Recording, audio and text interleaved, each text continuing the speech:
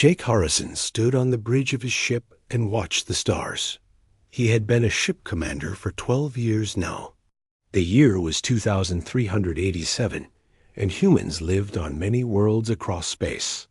His ship was called the UES Meridian. It was not the biggest ship in the fleet, but it was fast and had good equipment for finding new things in space. Today, they were flying to a star system called Kepler 442. Jake's job was to look around and see what was there. Maybe they would find a good planet for people to live on. Maybe they would find something strange. In space, you never knew what you might see. "Commander Harrison," said Ben Clark from his seat at the communications desk, "we are getting close." "To the third planet now?" Jake nodded. "Good. Lisa, are you seeing anything interesting on your screens?" Dr. Lisa Martinez was the ship's expert on alien life. She spent most of her time looking at data from their sensors. "I am seeing something very strange, Commander. There is a big object near the planet. It looks like someone built it." Jake walked over to Lisa's station. On her screen was a picture of something that made him stop and stare. It was a perfect ball, completely round like someone had drawn it with a compass. But this ball was huge, 50 kilometers across. "That was bigger than most cities on Earth. That is not natural," Jake said quietly. "Nothing in nature makes perfect spheres that big." "The surface looks like metal," Lisa said. "But our sensors cannot tell us what kind of metal it is. When we try to scan it, the beams just disappear. It is like the ball eats our sensor signals." Jake felt a cold feeling in his stomach. In all his years exploring space, humans had never found anything built by aliens. They had found planets with simple life like plants and small animals, but nothing that could build giant metal spheres. "Ben, try to talk to it," Jake ordered. "Send a basic greeting message."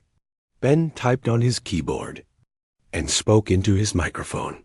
"Unknown object. This is the human ship UES Meridian. We come in peace. Please respond if you can hear this message."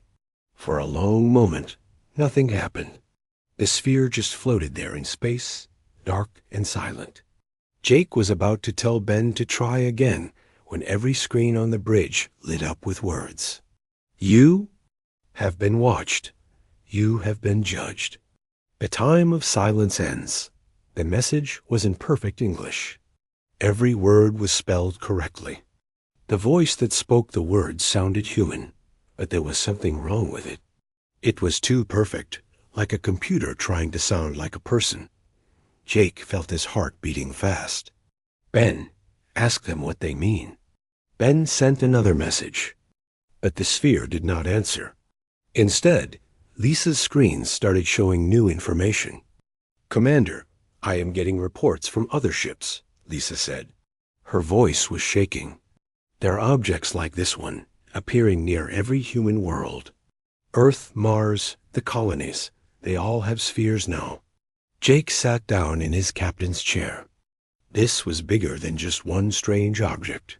Someone or something had put these spheres near every place where humans lived. That meant they knew where all the human worlds were. They had been planning this. "How many spheres are there?" Jake asked. Lisa read from her screen. 17 so far. One at each star system where humans live.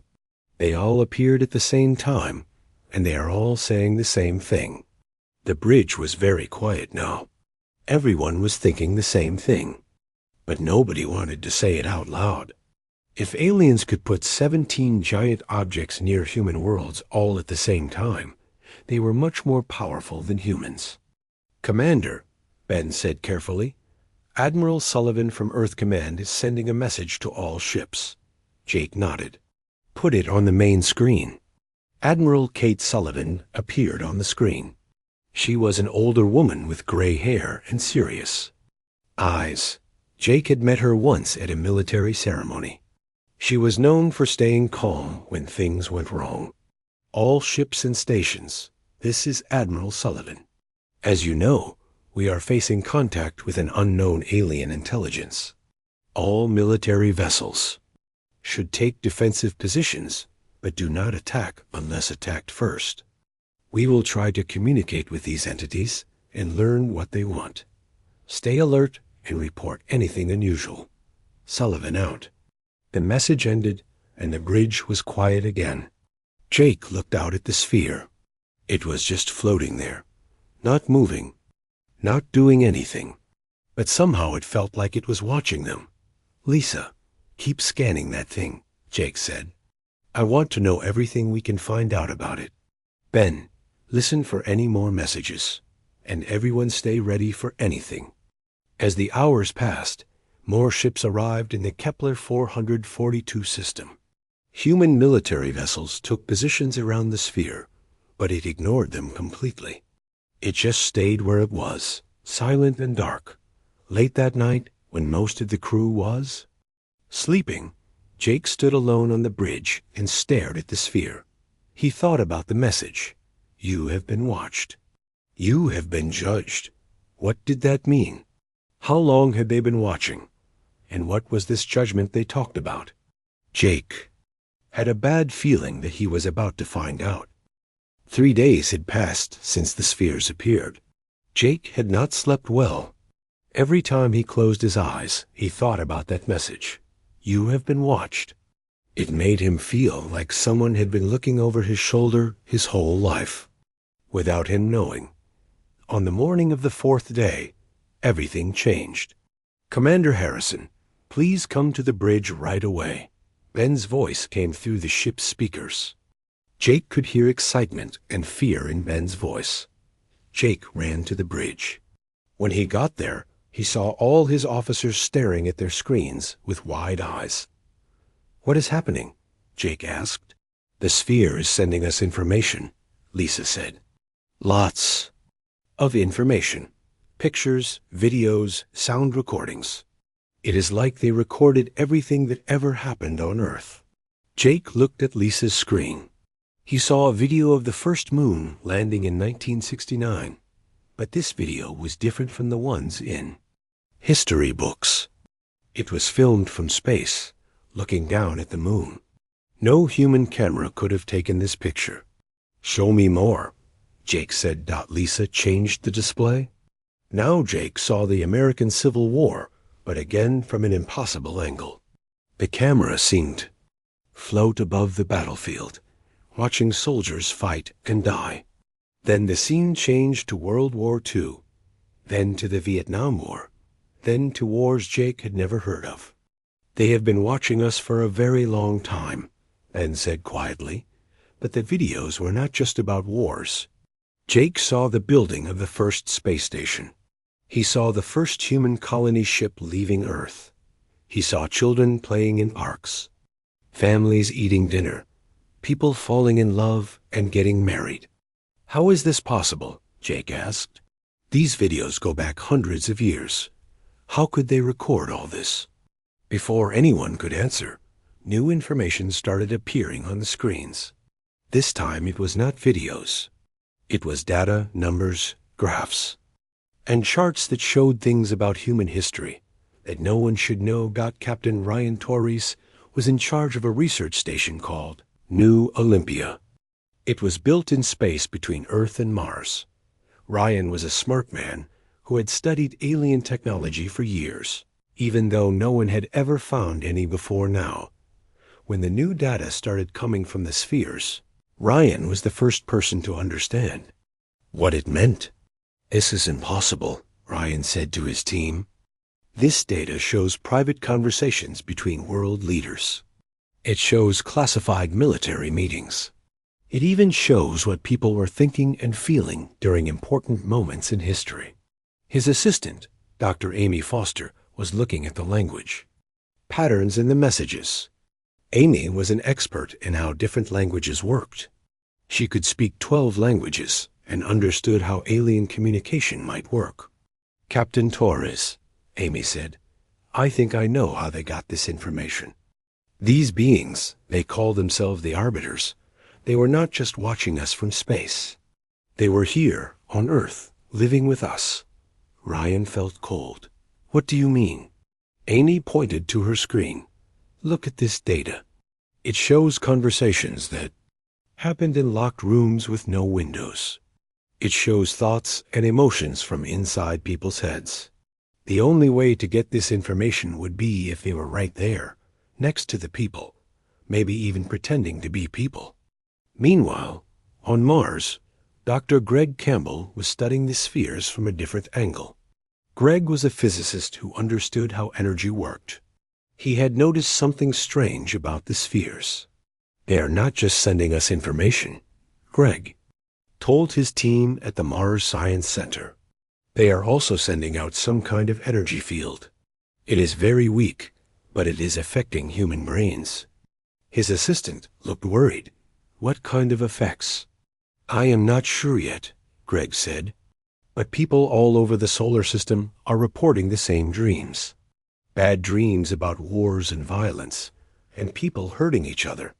It is like the spheres are making us remember all the worst things humans have ever done. Back on Jake's ship, more information kept coming from the sphere. Now they were seeing data about every human colony, every space station, every ship.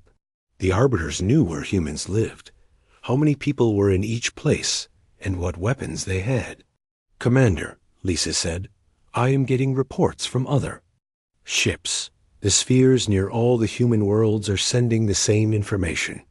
They want us to know that they have been watching everything we do. Jake sat in his captain's chair and tried to think. These Arbiters had been watching humans for hundreds of years. They knew everything about human history, both good and bad. But why were they showing themselves now? What did they want? Ben, has anyone tried to ask them questions? Yes, sir.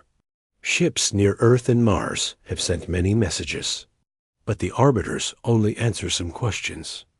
They keep saying that humanity is being judged for its violent nature. Violent nature? Jake said. What does that mean?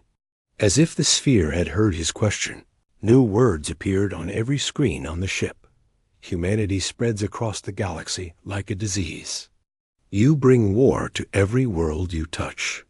You fight each other over resources, land, and ideas. You create weapons that can destroy planets. You are a young species, but you are already more dangerous than races that are millions of years old. Jake felt angry. That is not fair. Yes, humans fight sometimes, but we also help each other. We build hospitals and schools. We save people from disasters. We explore space to learn, not just to conquer. But the sphere was not finished. More words appeared. We are the Arbiters. For millions of years, we have watched young species grow and develop. We have seen civilizations rise and fall. Most species destroy themselves before they can spread to other worlds. But some, like humanity, become strong enough to threaten the entire galaxy. We have studied 1,847 intelligent species. Of those, 1,793 failed our judgment and were eliminated. Only 54 were allowed to continue existing. Humanity's evaluation has begun.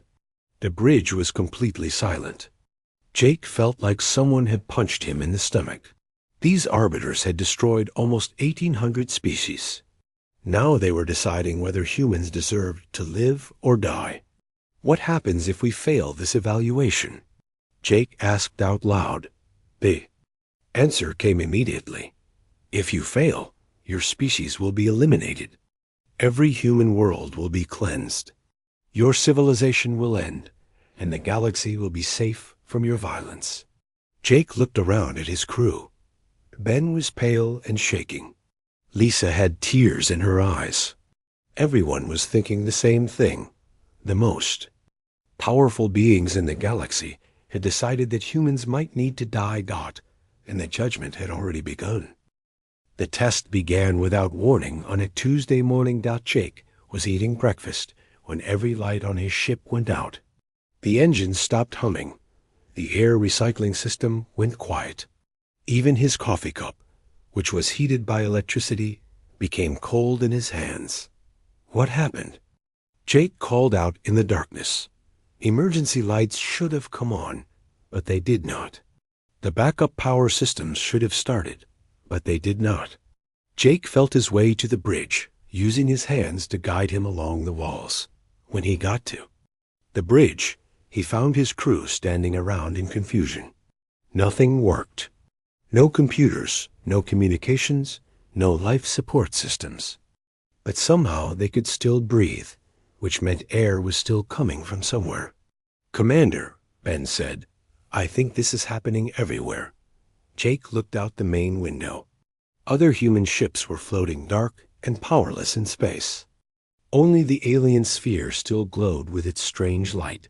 Then new words appeared on the dead screens. Somehow the sphere could still send messages even though human technology had stopped working. The calling protocol has begun. All human technology has been disabled.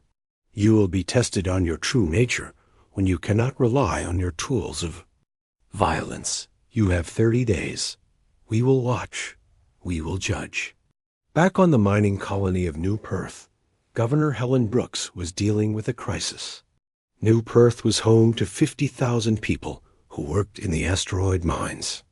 They lived in a big space station that needed constant power to provide air, water, and heat. When the power went out, Helen knew they had maybe a few days before people started dying. But strangely, the basic life support kept working. Air still flowed, water still ran, and the temperature stayed comfortable. It seemed the arbiters wanted to test humans, not kill them by accident. But other problems started right away. The food storage systems did not work. The automated supply deliveries stopped. The security systems that kept order in the station went dark. Within hours, some people began to panic.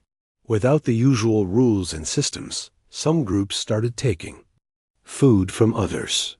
A few men tried to take control of the largest food storage area by force. But Helen saw something else happening too. Dr. Marie Santos, who ran the station's hospital, organized volunteer teams to check on elderly people and families with small children. Carlos Rivera, who managed the mining equipment, started sharing his personal food supplies with anyone who needed them. "We can get through this," Helen told a crowd of worried colonists. "We just need to work together and help each other." Some people listened. Others did not. On the frontier world called Haven's Edge, Colonel Alex Stone watched his military base deal with the same problem. Haven's Edge was near the border of human space, and it was home to people from many different planets and cultures. Alex had been a soldier for 20 years. He knew how to fight, and he knew how people acted when they were scared. He expected chaos, violence, and panic. Instead, he saw something that surprised him. When the power went out, the first thing that happened was that people started looking for others who needed help. Parents with small children were taken in by neighbors. Young people volunteered to carry water and food to older residents who could not walk far. The most surprising thing was what happened with the children. There were about 200 kids on Haven's Edge, from babies to teenagers. When their normal schools and daycare centers stopped working, adults who were strangers to them stepped up to help.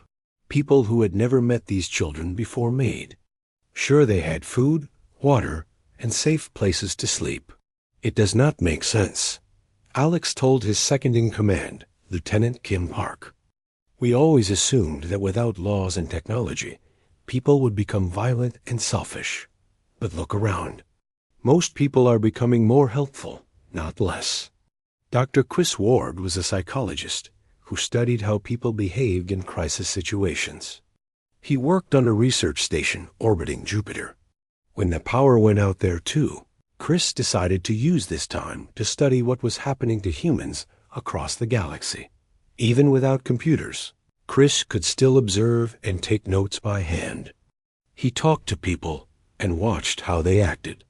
What he discovered made him think that the arbiters might not understand humans as well as they thought they did. The shared nightmares are interesting. Chris wrote in his paper notebook. Every human is dreaming about the worst moments in our history. Wars, genocides, murders, cruelty. The arbiters are forcing us to remember and feel every terrible thing our species has ever done. But something unexpected is happening. Instead of making people more violent, these nightmares are making them more kind. When people wake up after dreaming about human cruelty, they seem to want to prove that they are better than those dreams. They are choosing to be gentle and helpful. Back on Jake's ship, the crew had found ways to work together without technology. They shared food equally.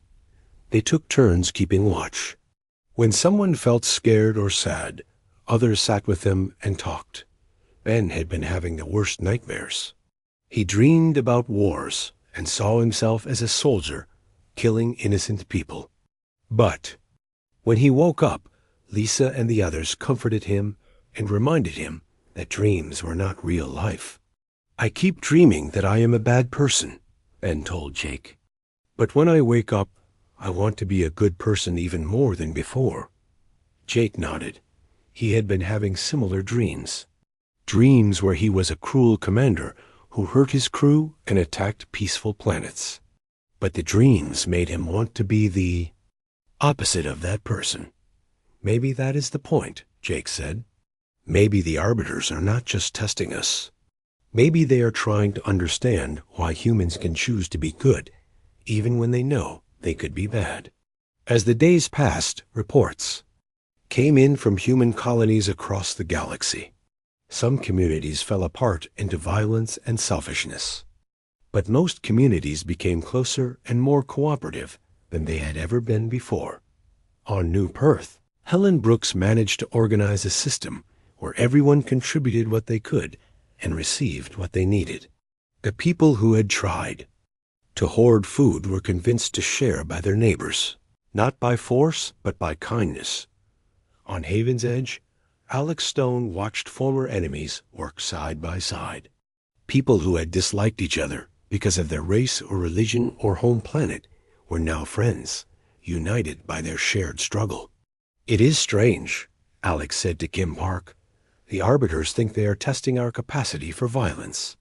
But really, they are testing our capacity for love. The 30 days were almost over. Soon the arbiters would announce their judgment. Jake looked out at the sphere and wondered what they had concluded about humanity. He hoped they had seen what he was seeing, that humans were at their best when they chose to care for each other, even when no one was forcing them to do it. He was also afraid. The arbiters had destroyed almost 1,800 other species. What if humanity's strange mix of violence and compassion was not enough to save them? The answer would come soon. On the 30th day, the lights came back on. Jake felt the familiar hum of his ship's engines starting up again. Computer screens flickered to life. The coffee maker in the break room began working. After a month of living without technology, these simple things felt like miracles. But Jake knew the real miracle was what had happened to his crew during those 30 days. They had become closer friends. They trusted each other more. They had learned to solve problems by talking instead of arguing. "Commander," Ben said from his communication station, "I am receiving a message from the sphere. It says all ship commanders should prepare for a direct communication." Jake sat in his captain's chair and waited. Around him, his crew took their positions. They all looked different than they had a month ago. Their faces were more peaceful. Their eyes were kinder. The main screen lit up, but instead of showing words, it showed something Jake had never seen before. A shape made of pure light floated in space near their ship. It was constantly changing, like a geometric pattern that could not decide what it wanted to be. When it spoke, its voice filled the bridge. The voice was neither male nor female, neither young nor old. It sounded like the voice of starlight itself. "I am an arbiter," the being said. "For 200,000 years, I have watched species rise and fall. I have seen civilizations that could move stars, and others that destroyed themselves with simple weapons. I have judged them all. Jake found his voice. What is your judgment? Of humanity? You are an anomaly, the Arbiter replied. In all our observations, we have never encountered a species like yours. Most intelligent races follow predictable patterns.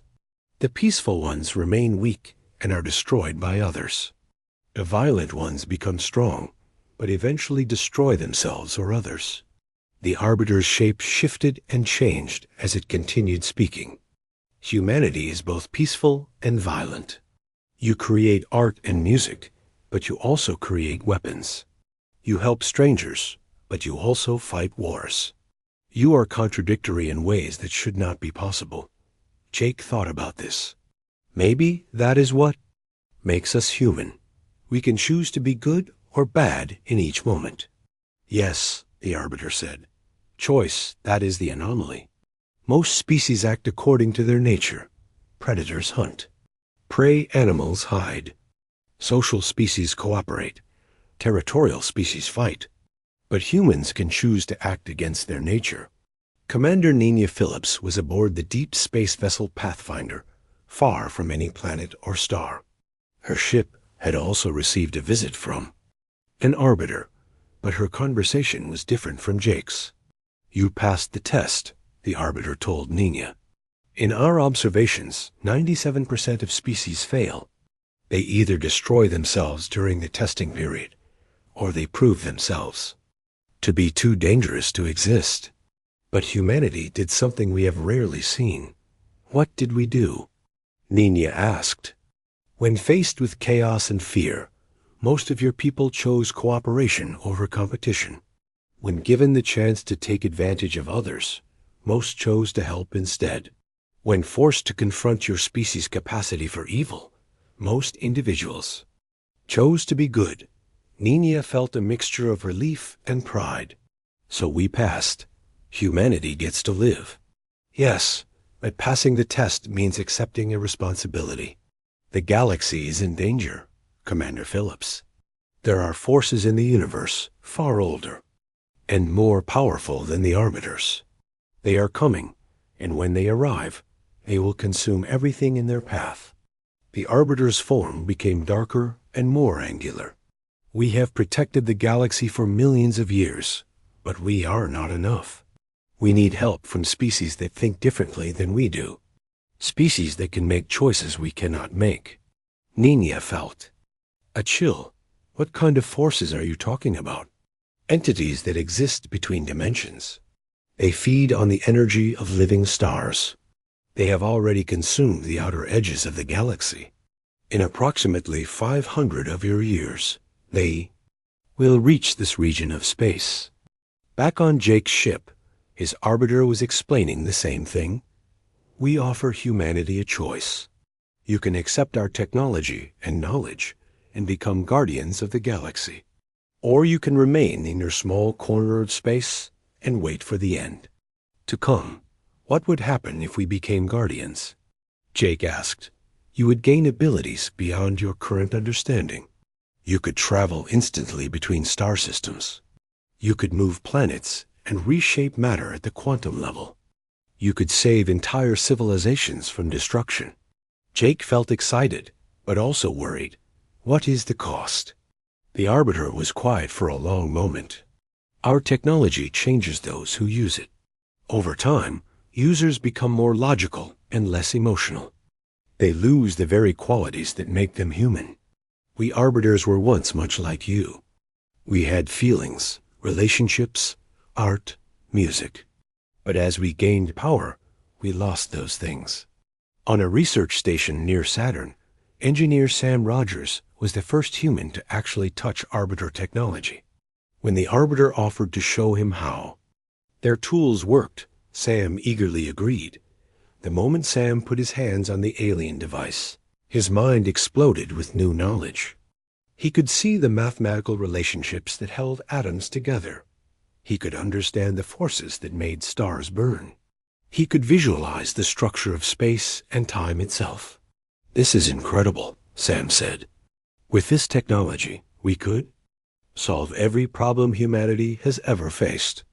No more hunger, No more disease. No more death from old age. But as the hours passed, Sam noticed something strange happening to himself. He stopped caring about his family back on Earth. He stopped feeling happy or sad or excited. The technology was making him more powerful, but it was also making him more like a machine. I understand the cost now, Sam told the Arbiter. This technology takes away the things that make life worth living. Yes, the Arbiter replied. That is why we need humanity. You have shown that you can choose to be good even when it is difficult.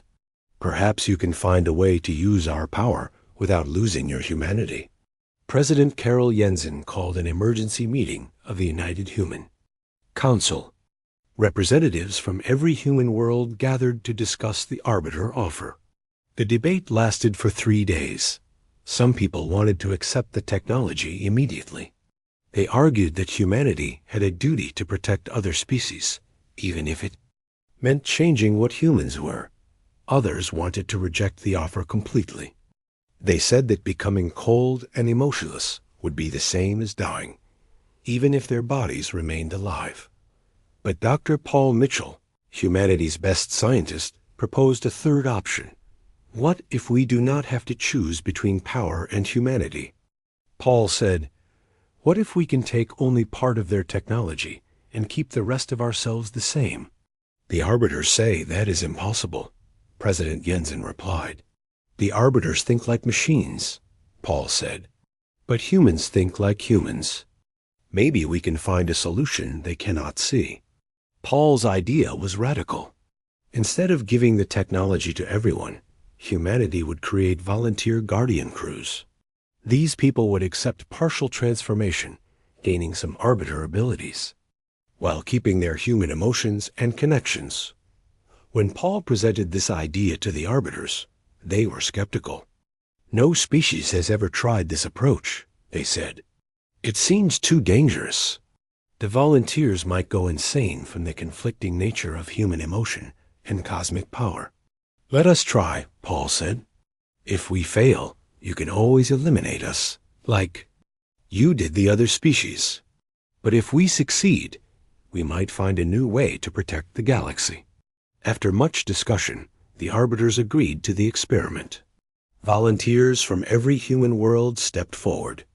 They would become something new, beings with immense power who were still driven by love, hope, and the stubborn human refusal to abandon others in need. Jake was one of the first volunteers. As the Arbiter technology flowed into his body, he felt himself changing. His mind could now process information faster than any computer.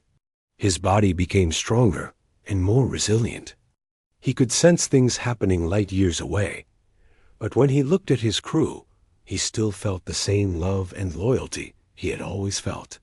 When he thought about protecting innocent people from the coming darkness, he still felt the same determination to help others. It is working, Jake said in amazement. I have the power, but I am still human. The Arbiters were astonished. For the first time in millions of years, they had encountered something completely unexpected. Humanity had found a way to gain cosmic power without losing their essential nature, and they would need that power soon. In the deep darkness between galaxies, ancient entities stirred. The time of silence was ending, and the final battle for the survival of all life was about to begin. 6 months had passed since the first humans became guardians. Jake stood on the bridge of his transformed ship and looked out at a sight that still amazed him. His vessel, once called the U-East Meridian, was now something far more powerful. It could travel between star systems in seconds. Its weapons could destroy asteroids with a single shot. Its shields could protect entire planets. But the most important change was not in the ship. It was in Jake himself and his crew. They had kept their human hearts while gaining cosmic abilities. Commander, Ben said from his station, we are receiving a distress call from the Vega system. An alien civilization is under attack. Jake nodded. This was the 5th rescue mission this month. The entities from between galaxies had reached the outer edges of known space. They moved like a plague, consuming everything in their path. Stars went dark, planets turned to dust. Entire civilizations vanished as if they had never existed.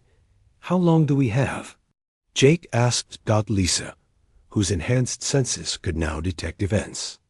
Across vast distances, checked her readings. The Devourers will reach Vega in 6 hours. There are 40 million beings on the planets there.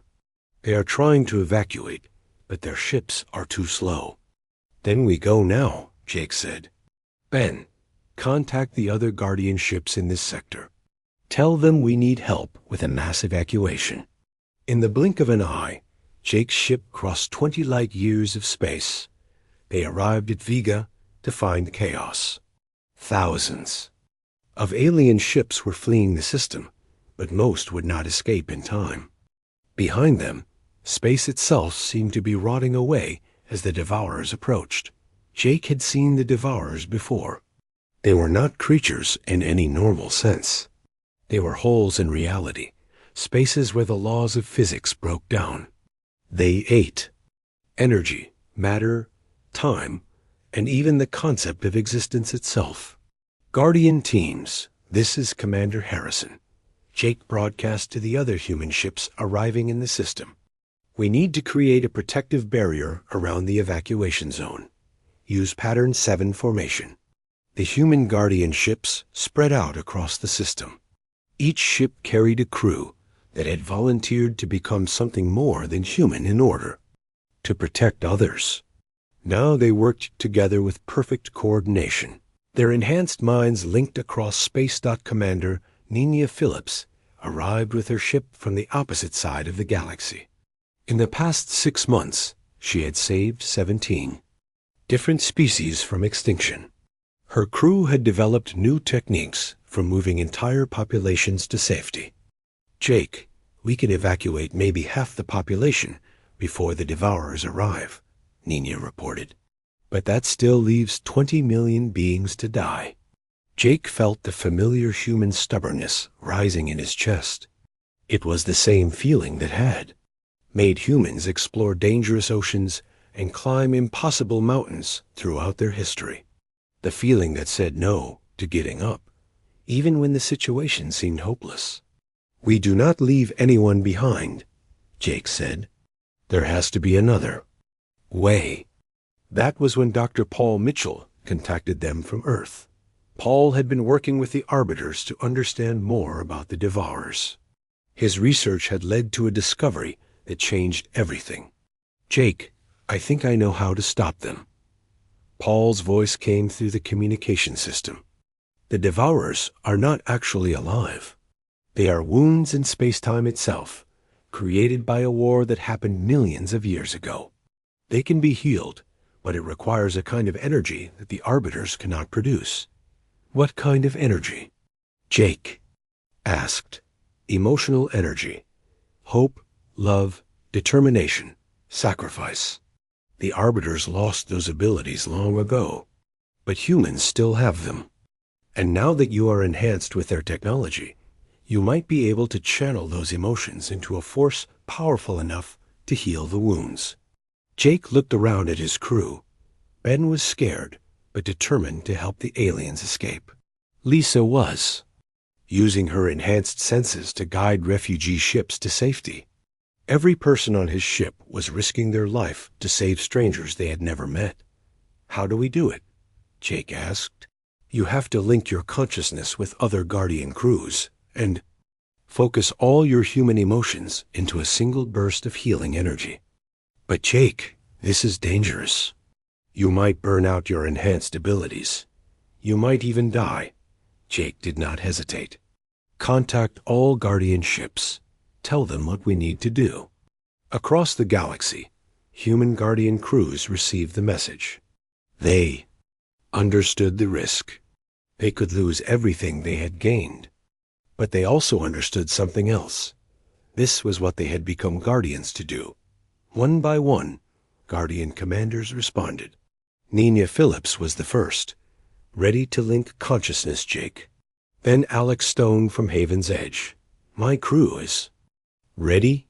Then dozens of others dot. As the Devourers reached the edge of the Vega system, 50 human guardian ships formed a defensive line. Their crews joined their enhanced minds together across space. But instead of focusing on their new cosmic abilities, they focused on their most human qualities. Jake thought about his love for his crew. Nina thought about her determination to protect innocent people. Alex thought about the hope he had seen during the 30-day test. All across the fleet, Guardians focused on the emotions that made them human. The energy they created was unlike anything the universe had ever seen. It was not the cold power of technology or the brutal force of weapons. It was the warm energy of hearts that refused to give up on others. When this energy hit the Devourers, something miraculous happened. The holes in space began to close. The wounds in reality started to heal. The ancient damage from a war fought millions of years ago finally began to mend. The Devourers did not die because they had never been alive. Instead, they simply stopped existing. The space where they had been became normal again, filled with stars and planets and the possibility of life. But the effort had cost the Guardians dearly. Many of them collapsed from exhaustion. Some lost their enhanced abilities completely and became normal humans again. A few, including Jake, fell into a deep sleep that lasted for weeks. When Jake finally woke up, he was in a medical facility on Earth. Dr. Paul Mitchell was sitting next to his bed, smiling. "Did it work?" Jake asked weakly. "Better than we ever hoped," Paul said. "The Devourers are gone, all of them. The wounds in space-time have healed completely. The galaxy is safe." Jake tried to sit up, but found he was too weak. "What about the other Guardians?" "Most survived. About half lost their enhanced abilities, but they say it was worth it. The alien civilizations we saved are calling it the miracle of Vega. They want to build a monument to human sacrifice." Over the next few months, Jake recovered his strength. He found that he had kept some of his guardian abilities, but they were weaker than before. That was fine with him. He had enough power to help others, but he was still completely human. The Arbiters were amazed by what humanity had accomplished. For the first time in their long existence, they began to understand what they had lost when they gave up their emotions. "You have taught us something important," the Arbiter told Jake during his recovery. "Power without compassion is empty. Logic without love is meaningless. We spent millions of years trying to eliminate emotion because we thought it made us weak. But you have shown us that emotion is what makes existence worthwhile." Some of the Arbiters began working with humans to rediscover their lost feelings. It was difficult for them after so many years, but they were determined to try. Jake returned to space 6 months later. His ship was different now, smaller and less powerful than his guardian vessel had been. But it was enough for the work he wanted to do. He and his crew traveled from system to system, helping alien civilizations rebuild after the Devourer crisis. Everywhere they went, they were welcomed as heroes. But Jake knew the truth. They were just humans doing what humans did best, refusing to let others face darkness alone. One day, as Jake stood on his bridge looking out at the stars, Ben came up beside him. "Do you ever regret giving up so much? Power to save those aliens?" Ben asked. Jake smiled. "Ben, we did not give up power. We found out what real power is. It is not the ability to destroy or control. Real power is the ability to choose kindness when you could choose cruelty. It is the ability to hope when everything seems hopeless. It is the ability to love people you have never met." Jake looked out at the cosmos, where thousands of species now lived safely because humans had chosen to care about strangers. Points of light marked the locations of human guardian stations throughout the galaxy. Each station was a beacon of hope, powered not by technology alone, but by the unbreakable human spirit. The Arbiters had been right about one thing: humanity was an anomaly. But it was not an anomaly to be feared or eliminated. It was an anomaly to be celebrated. In a universe that often seemed cold and empty, humans had proven that warmth and meaning were possible. And as long as humans existed, the darkness would never win completely, because humans would always choose to light a candle rather than curse the darkness, no matter how deep that darkness might be.